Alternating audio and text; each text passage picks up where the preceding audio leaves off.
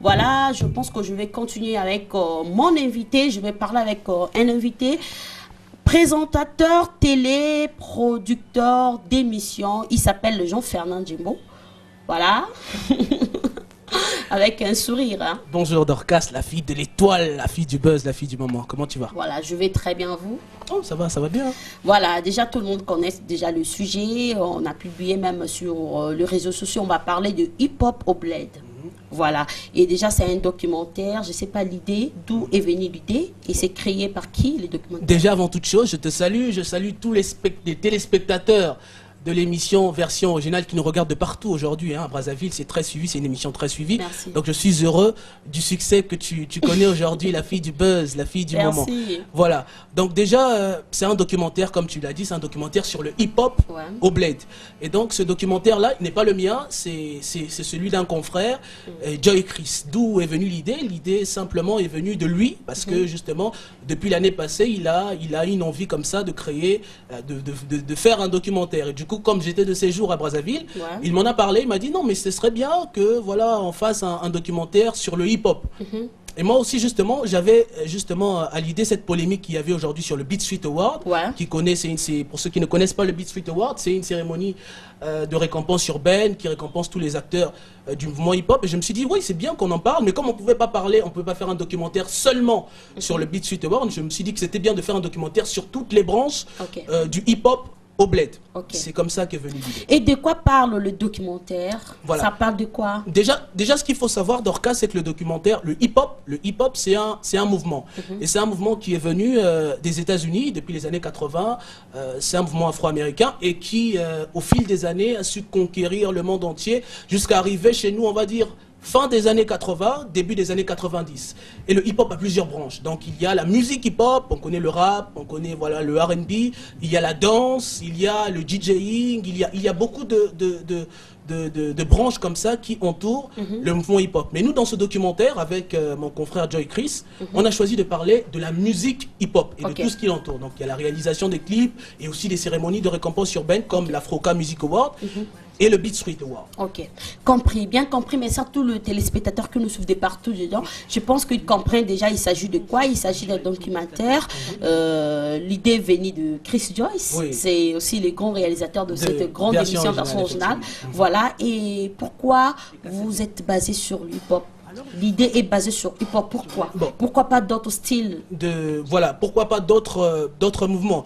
Déjà parce que le mouvement hip-hop, c'est un mouvement qui est assez jeune par rapport à d'autres. Et dans le mouvement hip-hop, aujourd'hui, on va dire que ça fait, depuis la fin des années 80 que c'est arrivé au bled jusqu'en 2016, 2010, on va dire que ça fait entre 26 et 27 ans. Donc pour nous, on s'est dit que c'était une bonne idée de parler du mouvement hip-hop aujourd'hui parce que ça fait plus de 20 ans et que c'est arrivé au bled.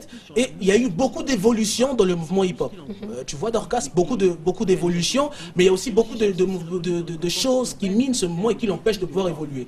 Si on peut parler seulement de musique aujourd'hui, on voit que certains au Cameroun, comme Malox, comme Franco, arrivent, pour parler seulement des artistes, à vivre de leur musique, mais ici les artistes n'arrivent pas à se retrouver par rapport à la musique hip-hop ou la musique rap ou dérivée du rap comme l'afrobeat qu'ils font, ils ne se retrouvent pas.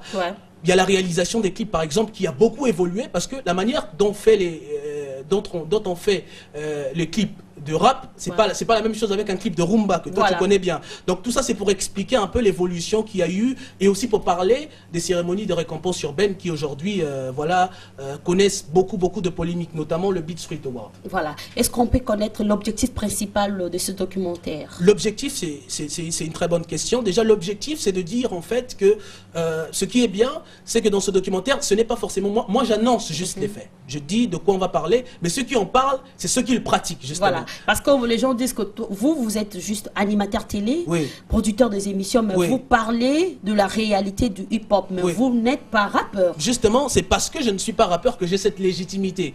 J'ai cette légitimité parce que moi, je suis généraliste. Je suis généraliste, je fais des émissions, pour ceux qui connaissent le travail que je fais des émissions, et donc, ces artistes, je les connais. Je connais un peu la réalité pour traîner avec certains. Mais si on veut parler maintenant de conditions des artistes, que dites-vous? Les conditions des artistes, c'est ce dont j'ai parlé tout à l'heure. Ouais. Ils ne se retrouvent pas par rapport à la musique qu'ils font, plutôt, parce que c'est une musique, pour la majorité, ils s'autoproduisent, ils se financent eux-mêmes, et certains ne savent pas bien le faire. Et ce qui est bien avec ce documentaire, c'est que c'est ceux qui sont déjà dans le mouvement depuis des années, comme KMF, comme Chopal, comme Boss Alex, que vous connaissez très bien, qui en parlent, comme Boss Harris aussi, qui parle de tous ces mouvements, tous les problèmes qui minent ce mouvement hip-hop et qui l'empêchent d'éclore. Et on parle aussi, ce qui est bien aussi pour ceux qui ne sont pas du mouvement hip-hop, c'est que dans ce documentaire, on explique en fait toutes les branches du hip-hop. On explique par exemple, pour ceux qui ne connaissent pas le beatmaking, on explique ce que c'est. Pour ceux qui ne connaissent pas le rap, on explique ce que c'est. Donc du coup, ça donne une idée, même à ceux qui ne sont pas de ce mouvement, à connaître. Très bien. Et où ça va être diffusé et quand? Ça va être diffusé normalement à l'IFC, parce que normalement on a un partenariat, parce que la majorité du documentaire a été tourné là-bas. Voilà. Et on aura une date où on va inviter tous les animateurs télé, tous les chanteurs, danseurs, tous ceux qui sont dans le mouvement hip-hop à venir assister. Je crois que ça va être gratuit. Et puis, ça va être diffusé notamment sur cette chaîne-là, ESTV, et peut-être à Pont-Noir où je suis maintenant. Et vous pouvez citer 2 ou 3 artistes de hip-hop qui font quand même la fierté? Bon, il y en a beaucoup, hein. En plus que dans ce documentaire, on ne parle pas que des artistes. Je pourrais en citer même des réalisateurs aussi. Hein. Non, moi, je vous ai posé une question. Les artistes. Vous êtes journaliste. Oui. Vous êtes au milieu du village. Oui. Vous pouvez citer quand même 2 ou 3 artistes qui font quand même la fierté du Congo. Qui font la fierté du Congo. Je citerai aujourd'hui, on va parler de Bizaïs.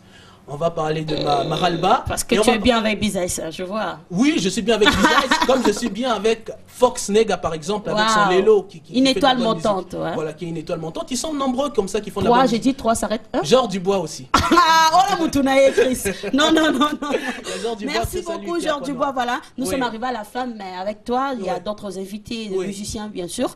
Mais comment tu as sur la télé, tu as le Kimi Télé, et Stevie Koutolegara, qu'est-ce qui se passe en fait? Bon, déjà, je salue tous qui regardaient mon émission à l'époque, Midi à sonner, pour ceux qui me connaissent. Musique Système aussi qui est passé ici.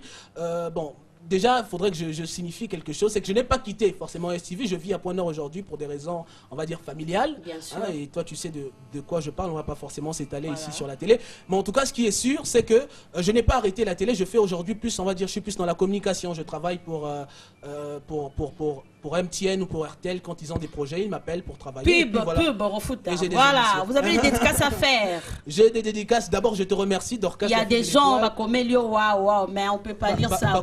Mais ça fait plaisir. Prochainement. Donc je te remercie à toi, Dorcas, la fille de l'étoile, celle avec qui on a commencé Tobandi télé ensemble. Hein. Vraiment. Hein, voilà, il y a Dorcas, je salue tous mes amis, Joy Chris qui sont là, je salue aussi notamment le DG, Alain Chungu qui nous regarde sûrement de quelque part, et le PDG qui m'ont donné justement la chance, moi étant très jeune, j'ai commencé la télé il y a 3-4 ans, j'étais très jeune, ils m'ont donné la chance de commencer la télé avec Midi à sonner, et vraiment je les en remercie.